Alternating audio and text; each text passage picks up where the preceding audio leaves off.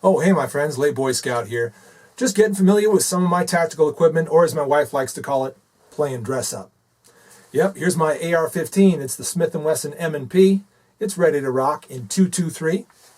And then of course I've got my Smith Wesson 9mm, the M&P 9, all ready to rock in 9mm, as I said.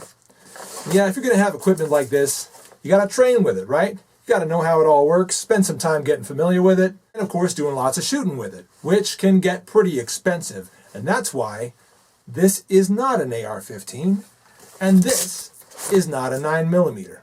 That's right, I kind of lied to you just then.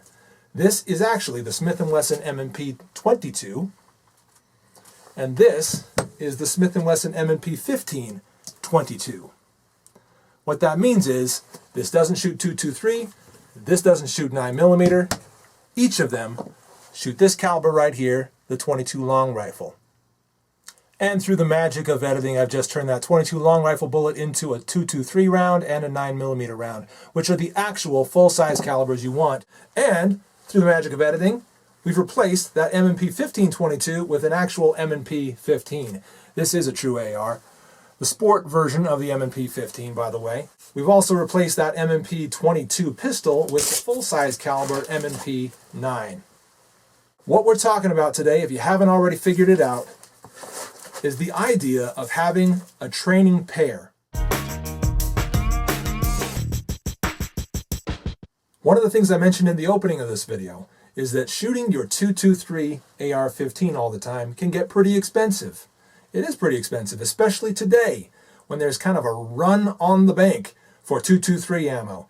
With all the laws that might be getting passed, may have gotten passed by the time you watch this video, who knows, people are really kind of clamoring and trying to get their ammo before it's all gone. This could be a really hard gun to train with if you only have that caliber.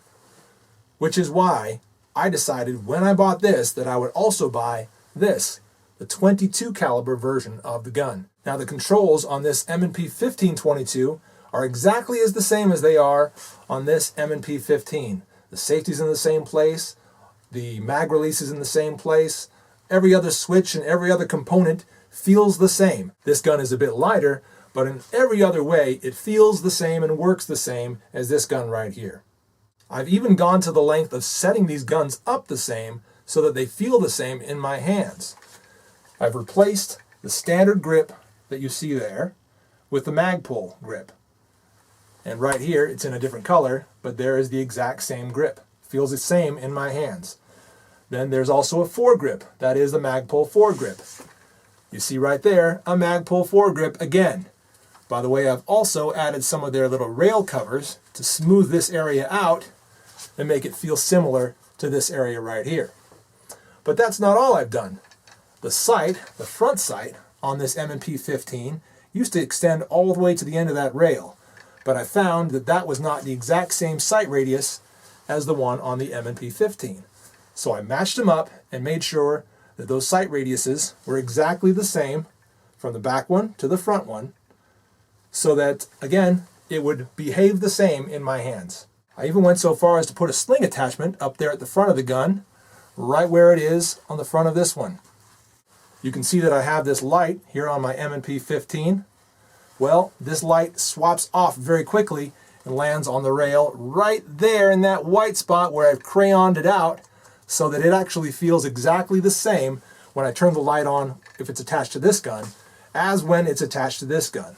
I put the Magpul buttstock on my M&P 15 mostly for looks, and I decided not to make that change to my 1522 because ergonomically it's about the same, and I really don't feel like I adjust the buttstock very often if I'm shooting actively. That is to say, doing a lot of training or doing a lot of target practicing or whatever the case may be. I generally leave the buttstock in the position that I like it and don't move it around a bunch. So I didn't feel like replacing the buttstock was really a high priority. Now you might be thinking, Scout, why did you buy two guns? You already had an M&P 15, all you had to do was swap out the upper or just get that 22 conversion kit and not have to spend nearly as much as you did on that gun. Well, that's kind of true, but seeing as the M&P 15 Sport was about $650 out the door, well, I felt like I could probably afford to throw down another $450 on the M&P 1522. Put those together, and you've got the cost of almost every other AR. Magazines for the 1522 feel about the same and fit about the same in pouches like these as magazines for the standard M&P 15. So once again, we've got a training pair here that work out very well. So in every way I could think of, I set these two guns up identically to one another so that as I train with this one, I'll build the muscle memory I need to operate this one in about the same way and with the same sort of precision and efficiency. And I'll be able to do that at a fraction of the cost of practicing with the M&P 15, since the 1522 shoots that very inexpensive 22 long rifle cartridge. Now, if you want to build a two-gun system as this vest is set up to be, then you want to carry this same training idea, the same training pair idea, over to your handgun. And that's why the Smith Wesson M&P 9, which is the standard caliber and the standard full-size caliber, which I have, is mirrored and matched in the Smith Wesson M&P 22. Now, these two guns needed pretty much no help to get set up to run the same as one another. They pretty much already do feel exactly the same, with the exception of the ambidextrous safety on the M&P 22, which my M&P 9 does not have.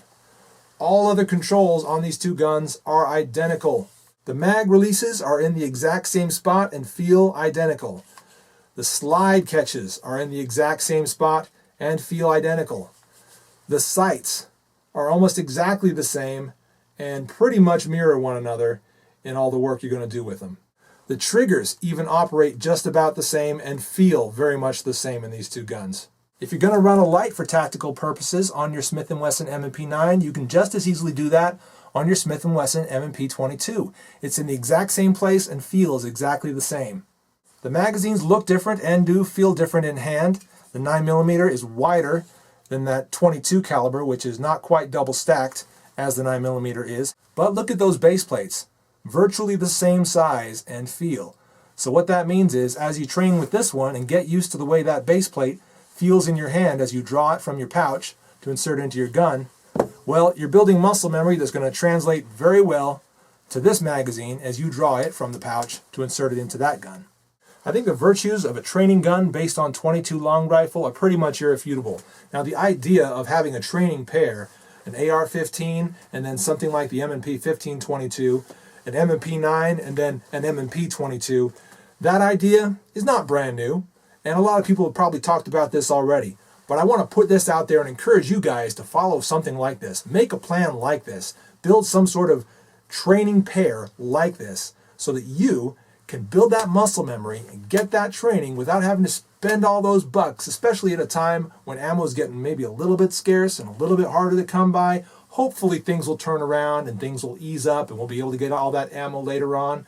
But even then, it's still going to be so much cheaper and so much more economical to build your muscle memory with a little 22 long rifle like that. The idea of building a training pair like this one is something I really encourage you to do. And so far, I haven't seen anybody build a better training pair than Smith & Wesson is doing right now. So I strongly encourage you to check out their products and possibly build a training pair based on their guns. I'm the Late Boy Scout. Thanks for watching this video. We'll see you guys later.